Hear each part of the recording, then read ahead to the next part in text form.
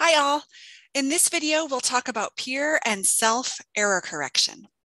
The first thing to think about is what errors to correct when. And you can brush up on error correction basics by revisiting last October's newsletter. It's linked below this video in this month's newsletter.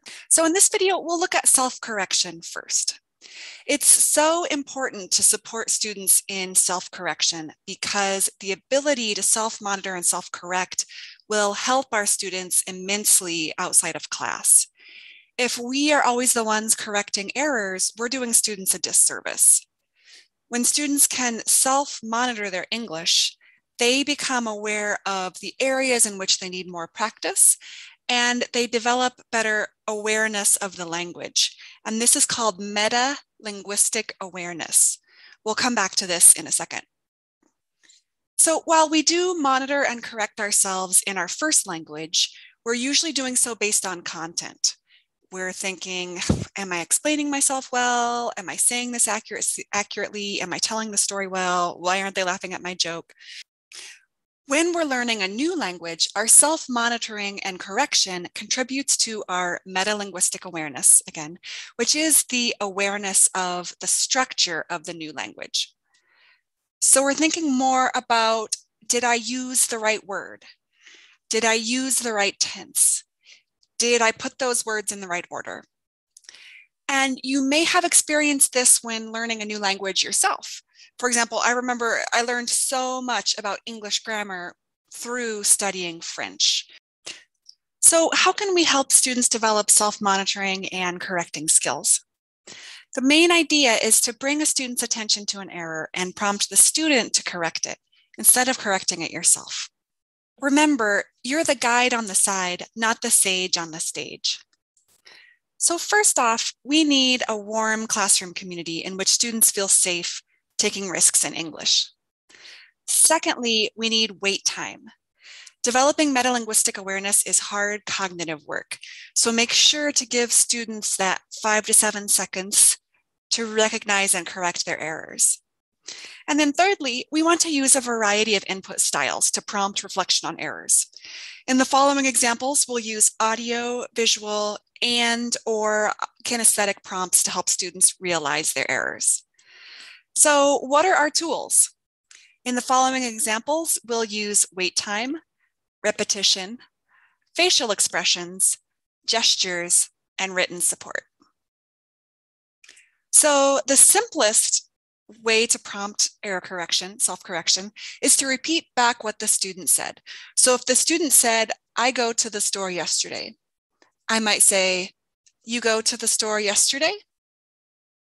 I might add in a face. I might say, you go to the store yesterday?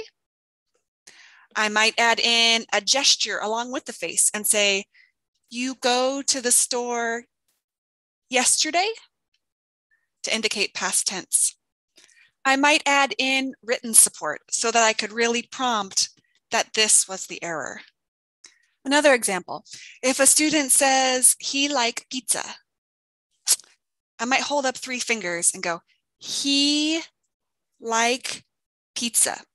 He like pizza.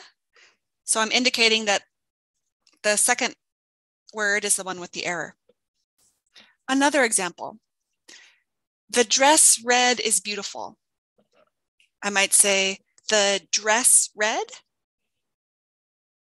asking students to switch position of the words. The red dress.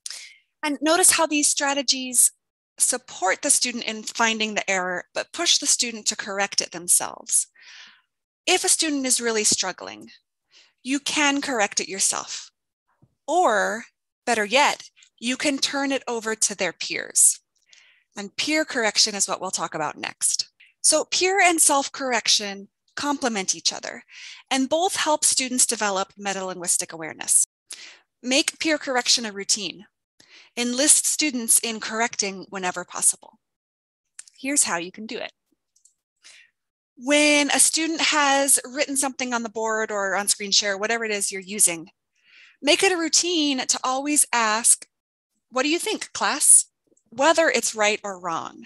So when it's just a routine, then the student isn't going to feel picked on if you if you say, what do you think, class, when the student has written something incorrect? As we mentioned in the October 2020 video, we're not correcting errors during fluency activities. Rather, we're listening to students and writing down the errors we hear. Then we can put those examples on the board or screen share or share via email, whatever you do with your class, and ask students to find and fix the errors by themselves or in pairs. With any activity where you've asked students to complete something individually, have them check their answers with a partner before checking with the whole group. It doesn't really matter if they're able to find each other's errors in this activity because you're going to correct as a whole group. When you're putting students in groups or pairs, particularly for error correction, it's important to think about grouping strategies.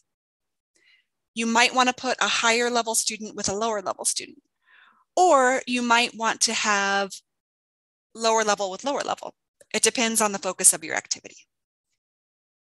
So in conclusion, prioritizing peer and self-correction in your ELAA class is easy to do, and it will help students develop the metalinguistic awareness that will help them out in the real world.